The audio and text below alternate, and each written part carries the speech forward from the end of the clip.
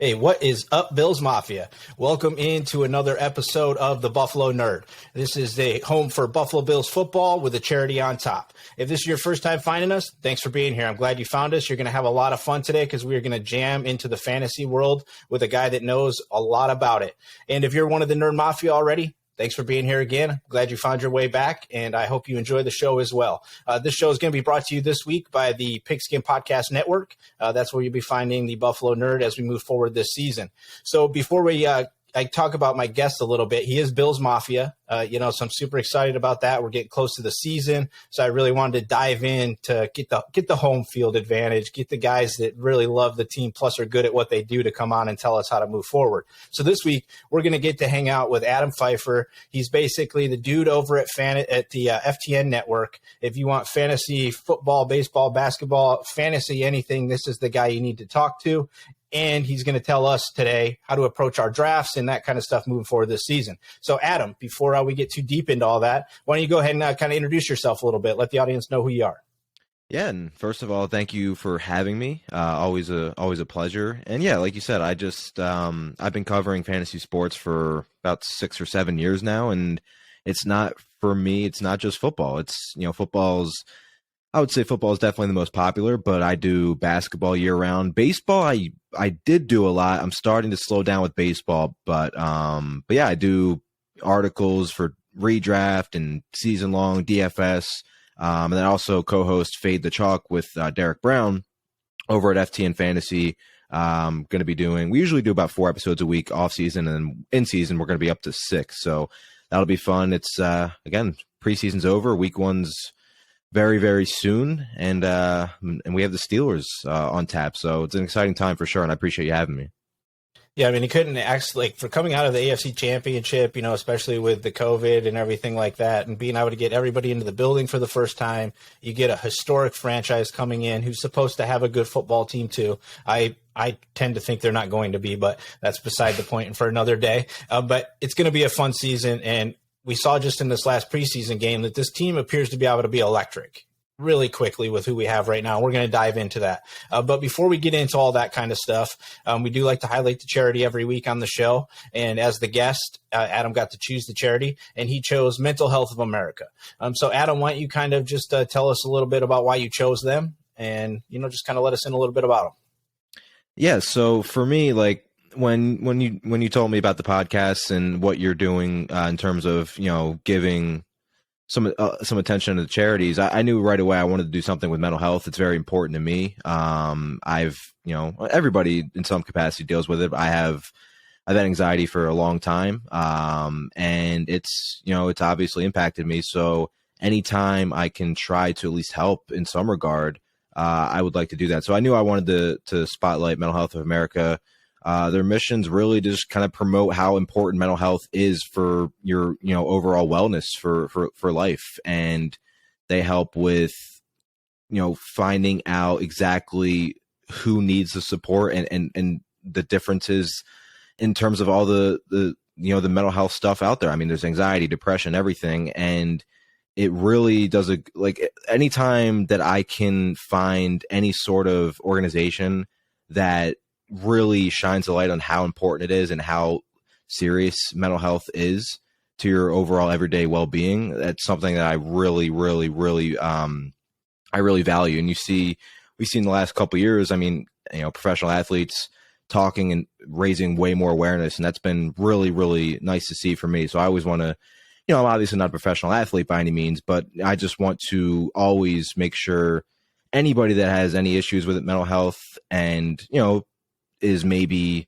not as open about it, understands that there's not only people out there, but there's organizations and like Mental Health of America and so many others that are doing great things to provide services and support and overall understanding. Because it's not just the support that people need at times, it's the overall understanding, and that's where they come into play too. So I was really happy to be able to talk about Mental Health of America. Yeah, I mean, it's cool. And when you brought it up and you said that's what you wanted to highlight, and I'm like, it's cool. You wanted to highlight the Hayden Hurst Foundation, which also touches on that. We actually just talked about them a couple weeks ago. But it goes to show there's a lot of mental health foundations out there, organizations out there. There are a lot of people trying to attack what is a need that I think everybody in America has right now. Whether you maybe think you do or you don't, that's fine. But this is cool because the first time that I came to this site is they actually have like kind of like a quiz type of thing that you can take to kind of like just take an overall look at yourself, from perspective of like internally, I guess is a good way maybe to describe it. So very cool. Obviously every week we do put everything in the show notes so you guys can easily connect over to them. But you can just head to mhanational.org. That's mhanational.org. And that takes you right over to their site. Resources, you can donate there. You can just send resources to other people, all sorts of different stuff available to you there, which is really cool. So thanks for bringing that up, Adam. Thanks for touching on a little bit of the personal aspect of it for you too, because that's I think that's important. And that was what was missing, I think, for so many years was men being okay with just saying like, hey, this is going on with me. It's cool. Like it doesn't mean that I'm like less of a man or any of those types of things. So very cool. Appreciate it. Yeah, absolutely. Thank you. So let's get into your wheelhouse and let's jam because like I kind of hit on a little bit already, I do believe that this team has the ability to be electric, right? But I also am the guy, and maybe you could tell me if you're like this or not, I tend to stay away from the Bills in every fantasy format because I'm the person that's like, I don't want them to suck in the game and we lose the game and then they also kill me in fantasy. So I stay away from them. But I've been turning the corner more and more because this offense just feels like there's so many different pieces. So overall, just kind of your overall assessment as the offense as a whole, where do they stand for you? I mean, we saw it in their preseason finale against Green Bay. I mean, it was Josh Allen's first action of the preseason, and Brian Daboll, being the amazing play caller that he is, just unleashes the passing game. And Josh Allen the Bills didn't even attempt a single run in the entire first quarter. Like it was just like, and that like they were just firing on all cylinders. Stephon Diggs wasn't even playing in this game. Like the skill players are great, right? Josh Allen took this huge, elite, massive step forward last year. Diggs was pretty much the best receiver in football last year, right there with Adams and Tyreek Hill. Beasley's been great as a slot receiver. Like, they just have so many great players. But I think the part that gets overlooked is how awesome Brian Daboll is for not only this team, but for fantasy, because he does. I talk about this all the time, but like, he doesn't care about having a balanced offense. Like, he's not going into a game saying, okay, we're going to want to run the ball 15 times and throw 25. Like, we saw it last year, the Seattle game. Like, if the opposing defense has no idea how to stop the passing game or whatever strength the Bills offense is for that game, he is going to keep doing it. There was a game against the Patriots, their first game, where Zack Moss and Singletary in the running game couldn't be stopped, and they threw the ball, way less. And then the majority of the season, their strengths are going to be obviously the pass. But that's why Brian Daboll is such a great play caller. I mean, the Bills were among the league leaders in passing rate on early downs. They were overall a top-tier passing rate team. So they played to their strengths. Brian Daboll really helped unleash Josh Allen. Obviously, Diggs played a huge part in that as well. But I think Brian Daboll deserves a ton of credit. So, yeah, like you said, man, it's as a Bills fan, too, I'm trying not to get too excited, but it's impossible because we have not had an offense like this since the Jim Kelly days. And as a Bills fan, you're like waiting for it to kind of fall out from underneath, but I don't see that happening. I think they're as legit as it comes. Yeah, I mean, I agree. And the more that I watch it, the more, like, even that throw, right? Like, it almost felt reminiscent of like some of the old games where they got the penalty, right, and they get backed up, and it was like they just ruined this great drive, right? And then it's like 3rd and 20, and he just throws a dart. Yeah, I mean, right? We've seen that multiple times with Josh Allen already. It was the Denver game last year. It was like 3rd and 20, and that's when he had the touchdown pass to Kumaro. It was like a really similar throw.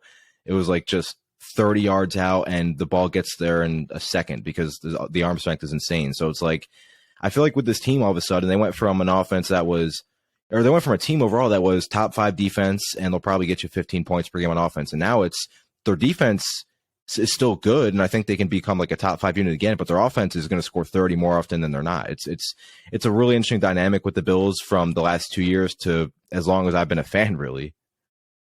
Yeah, absolutely. I agree with that. And I'm glad that you brought up that about Daboll, because I always, for the longest time in the NFL, it annoyed the crap out of me that all these coaches have like kind of this, like, I get it's like a respect type of thing, right? But they never like want to run it up, or they don't want to like push it, or they don't want to just keep doing something because you're not supposed to. You're now supposed, it's the second half. You're supposed to come out and run. Wait, why?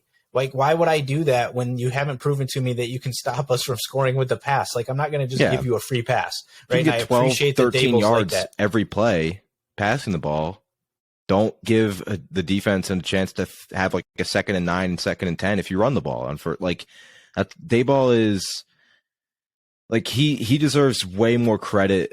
Like, again, obviously, Stephon Diggs is an elite receiver, and he helped Josh Allen become incredible last year. But Brian Daboll deserves so much credit as well. Like, I can't stress that enough. Oh, yeah, I know. I've been praying, like, since last season, I've been praying that somehow, some way, he's just going to fall in love with this team. Yeah. He's just going to want to stay here. It's tough, too, because, like, you like the guy, and you want him to get a head coaching job because he deserves it. But at the same time, you're like, I don't want him to coach anywhere else. Yeah, just stay here and just keep winning, please. Like, yeah. You just keep winning titles here. I know you get paid a little less, but if you keep winning titles, I'm sure they can figure out a way to get you some more money, right? So we're both on the same page then that we think the offense is pretty doable. I'm a little concerned about the defense, actually, and I think that it's going to be weird to see them because they're going to be in that situation where they're always facing passing again for the most part, I think, which is going to kind of put them in that weird spot. And you give up a lot of rush yards on that because you're sitting back and then teams throw draws at you and they do things like that, so your numbers get out of whack. But after that last preseason game, I was a little concerned. I get it's preseason, but I'm like, really, why the number twos like running up the gut on us for 10 yards every time? But I do anticipate we're going to have a good defense. But we're not here to chat about the defense. We're here to chat about the offensive guys, and I just kind of want to get your take on where they are as far as like in redraft in your mind or DFS, how you would play them. Like Allen. We'll just start with him. I mean, everybody and their brother is going to want him. He finishes as the top fantasy player last year, right? He looks like he could do the same exact thing this season, but it's expensive to get him. Are you a redraft going after Josh Allen, or is he more of kind of just like strictly a DFS kind of play for you? So you talked earlier about how you don't like drafting a lot of Bills players for fantasy in case like something, and like for me, Josh Allen in a vacuum, like, yeah, get him in every draft. But for me, I'm in so many leagues, and I already have Josh Allen and Diggs paired in a couple of them. So I'm probably going to be like differentiating a little bit just because it's hard though, because like they're so good. But just in general, if you say I'm going into a league, tonight and I haven't had a draft yet and I have no teams. Yeah. I mean, Josh Allen, the top 5 at quarterback is loaded, right? You have Mahomes, Allen, Lamar, Kyler, and Dak. But like Josh Allen, it's not just the rushing that he gives you. Like he has a 10 touchdown upside with how they use him at the goal line, but now all of a sudden he's throwing the ball 35 to 40 times a game, and the pace is high and the pass attempts are high, and he's throwing the ball downfield, and he has I don't want to say that he has the best group of pass catchers in the league because there's Tampa Bay, there's Dallas, there's a lot of really good, but I think Buffalo pretty easily has the best group of route runners in the NFL between Diggs, Beasley, and Sanders. So, yeah, I mean, Josh Allen, like you said, he was number 1 quarterback last year, and he only played, a half of that Miami game at the end of the season, if that. So we've seen what the upside is. A lot of people are a little bit worried about regression. And, yeah, like when you have a year that great, you're going to regress a little bit. But I don't think it's a situation where Josh Allen's going to all of a sudden go from the struggles he had in terms of accuracy the year before to being amazing to being back to, questionable. He's clearly proven he's a bona fide star, and that's why the Bills gave him that contract. So I have him as, if you take him over Mahomes as the number 1 quarterback, I think you're perfectly, fine doing that. I don't think it's a crazy take at all. Yeah, I mean, a prime example of him not going to regress much, I think, was that throw just even in the Green Bay game where he's going across his body and he just drops it 20 yards down the field on a dime right where it needs to be, no question, just kind of jogs it off, like, hey, cool, no big deal. That's what we do around here. So I agree with that. So if you're liking Allen and you're in a 12 team and you're picking like 10 or something like that, or even you're deeper in that, you're on the turn, would you do something as far as an Allen Diggs? I mean, is that too risky in your eyes? Is Diggs that guy again for you this season that you are going to go up after him and get him, as a true number 1 wide receiver? Yeah, I mean, Allen will go in the middle rounds, like rounds 4 and 5, and a lot of people will just wait longer at quarterback because it's a loaded position. I get that. It's totally fine. Diggs belongs in the second round. He's usually going at that turn. I mean, he first year in Buffalo, concerns about joining a new team, and all he does is lead the NFL in targets, receptions, yards. Was among the league leaders in target share. I was looking at his numbers on PFF against man coverage. Like, he was clear and away the best receiver in the NFL against man coverage, so you couldn't play man against him. And then if you play zone against Buffalo, Cole Beasley is going to destroy zone coverage. Like, Josh Allen and Stephon Diggs against man coverage are unstoppable. So, yeah, I understand Sanders is there now, and Gabriel Davis was great as a rookie, but Stephon Diggs is going to walk into 150 targets this year. And his touchdown, I think he had 8 touchdowns last year. They really didn't come till at the end of the season. He had that 3 touchdown game against New England on Monday night. But he was second on this team in end zone targets. I think he was third in red zone targets. Gabriel Davis had a massive touchdown rate. If Diggs' end zone targets and overall red zone looks go up, he could have a 12 touchdown season and get him closer, because I think most people, and I do too, have Devontae Adams and Tyreek Hill ahead of him. They had massive touchdown upside, obviously. I think they both scored 15 and 18 touchdowns. But the difference, like, if Diggs can get up to 12 touchdowns, he's going to catch more passes than Tyreek Hill, who didn't even have 90 last year. So, like, I think there is a ceiling for him to get up to 12 touchdowns, and that could push him closer to the wide receiver 1 with Devontae Adams. So, yeah, he's a second round selection in all drafts, and he is, I know he missed a little bit of practice time, but he's fine now. He's practicing in full. He is about as safe as it gets. And it's crazy looking back at that trade, how actually much of a win-win it was for both teams. Yeah, I mean, well, at least so far after the first season. I mean, We'll see how year 2 goes, in Minnesota for Jefferson, but maybe we'll just trade for him in like 2 seasons and do the same thing. You never know with Brandon Beane, Kirk Cousins. Yeah, I mean, when he's pissed off at Kirk Cousins too, then he'll want to come to Buffalo as well. So I think those are probably the 2 easiest identifiable guys that everybody and their brother would be like, Allen and Diggs are the guys, right? And then after that, I think you've kind of mentioned a couple of them already. You've got like a trio there of Sanders, Davis, and Beasley are kind of all similar. I think at most drafts I'm seeing it goes Davis and then Beasley and then Sanders. But where would you stand on those guys? Is there one that you like more than the other? Depends on the format. Like in Dynasty, when the Bills brought in Emmanuel Sanders, a lot of people were worried about Gabriel Davis, and I said to go trade for him because I believe Beasley's a free agent after this year. Sanders is on a 1-year deal, and we saw what Gabriel Davis did as a rookie. He led the team in yards per target, and he was their deep threat. And they're all going to play, right? The Bills run 3 and 4 wide as much as any team in football. It's a huge part of their offense. So these guys are all going to be on the field.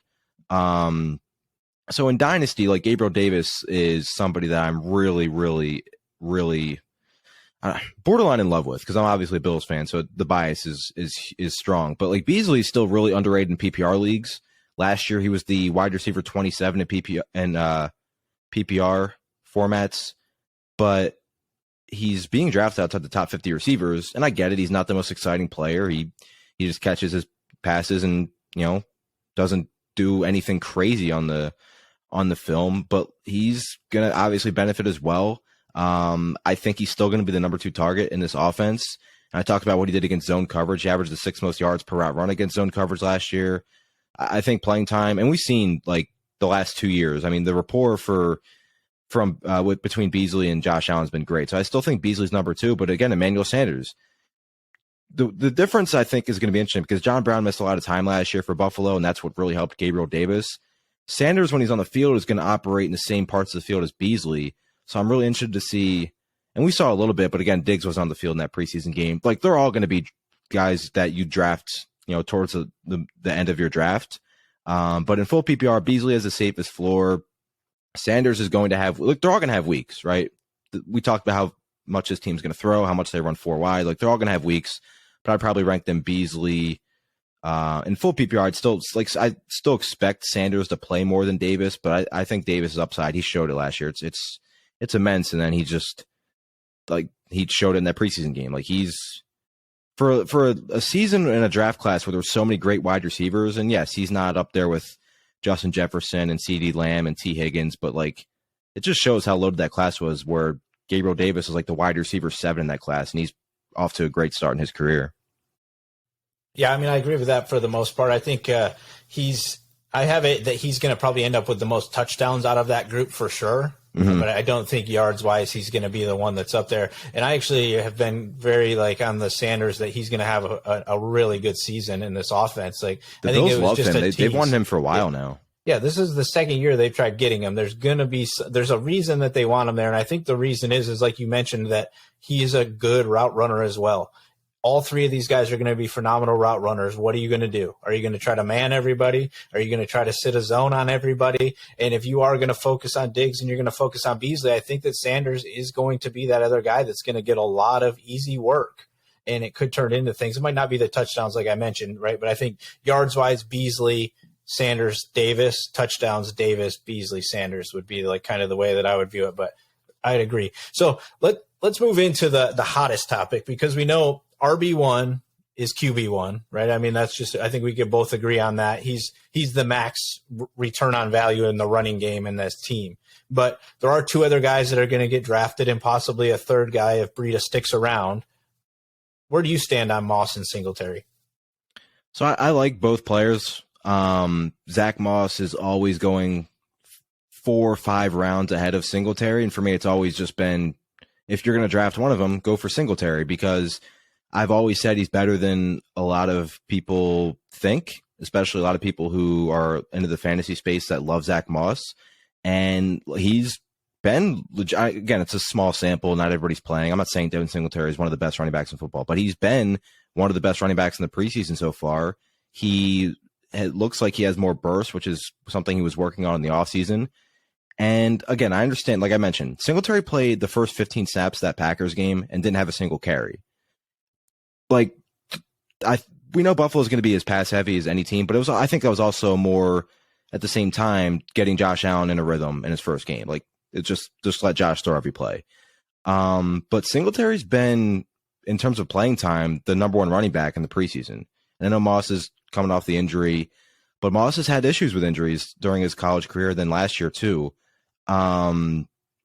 Singletary's looked really good. So for me, if I'm drafting one, it is going to be Singletary. But Zach Moss, I understand, if the Bills want to protect Josh Allen and not have him run as much, I don't think it's going to happen. I think it's a huge part of their offense in the goal line, and it's why they're so good in the red zone. And it's not like Josh Allen at the goal line and at the 5, inside the 5, is taking massive hits, especially at his size. It'd be different if they said, okay, maybe we'll limit his running in between the 20s and whatever. But he's going to run inside the 5, which limits the overall upside of both players. But I've just been, if I'm drafting the Buffalo running back, it's whoever's going the latest in drafts, and that continues to be Devin Singletary, who I will stress again is a better football player than most people seem to think he is.